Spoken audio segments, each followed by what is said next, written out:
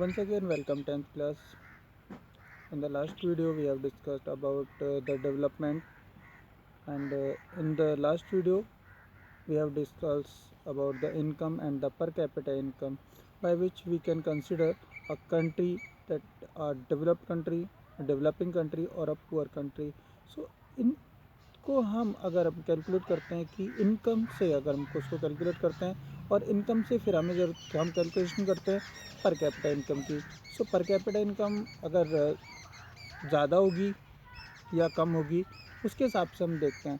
सो इसके लिए एक मेज़रमेंट लिया हुआ है जो कि 2004 में लिया था, जिसमें अगर आपकी per capita income that means किसी भी कंट्री की पर कैपिटा इनकम अगर 35,000 से ज़्यादा है तो वो डेवलप कंट्री है, अगर उससे कम है तो वो डेवलपिंग कंट्री होगा। अब क्योंकि इंडिया जो है उसकी 28,000 अप्रोक्सीमेट है, सो इसको हम डेवलपिंग कंट्री कंसिडर करते हैं। सो इसको कंसिडर करने के लिए सिर्फ पर कैपिटा इनकम इनफ होती है तो ऐसा नहीं है। इसमें कुछ और दूसरे एस्पेक्ट्स भी हम यहाँ पर मेज़र करते हैं, कैलकुलेट करते हैं।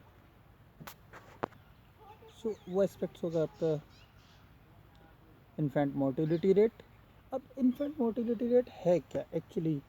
इन्फेंट मोर्टिलिटी रेट है एक ऐसा रेशो जिसको हम कैलकुलेट करते हैं कि ये हम ऐड करते हैं कि जो कैलकुलेशन है उसमें कि एक पॉपुलेशन में इंक्रीमेंट कितना हुआ। तो उसके लिए क्या होता है, काफ़ी सारे एवरी ईयर काफ़ी सारे न्यू बेबी बॉर्न होते हैं। सो उनमें से क्या होता है, उनको हम पॉपुलेशन में ऐड कर देते हैं क्योंकि वहाँ पर पॉपुलेशन में उनको ऐड कर दिया, उनका बॉर्न हो गया, वो ऐड हो गई। अब अभी क्या होता है, उनमें से काफ़ी सारे ऐसे होते हैं जिनकी डेथ हो जाती है। अब जो डेथ हो गई तो माइनस करने पड़ेंगे, तो वो एक रेशो निकाला जाता है जो कि पर 1000 पॉपुलेशन पर निकाला जाता है, पर 1000 चिल्ड्रन पर उसको हम कैलकुलेट करते हैं।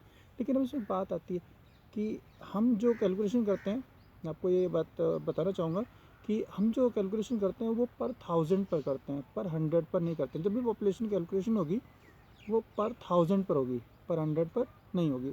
सो इस इन्फेंट मोर्टिलिटी रेट में हम वो सारे जो चिल्ड्रन हैं उनको यहाँ पर कंसिडर करते हैं जिनकी एज 1 ईयर बिफोर हो जाती है।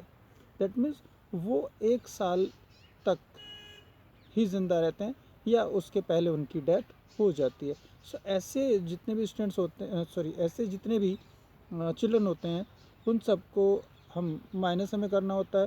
सो ये जो एक रेशो होता है जो कि पर 1000 चिल्ड्रन पर हम इसको कैलकुलेट करते हैं, ये इन्फेंट मोर्टिलिटी रेट होता है। दैट मीन्स पर 1000 टोटल जो न्यू बेबी बॉर्न हुए हैं उनमें से कितने ऐसे हैं जिनकी डेथ 1 ईयर कंप्लीट करने के पहले हो गई।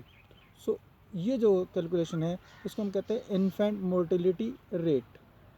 सो स्टूडेंट्स, मुझे लगता है कि आपको इन्फेंट मोर्टिलिटी रेट आपको अच्छे से समझ आ गया होगा। नेक्स्ट वीडियो में हम एक दूसरा मेजरमेंट डिस्कस करेंगे। Till then stay home and be happy. Thank you.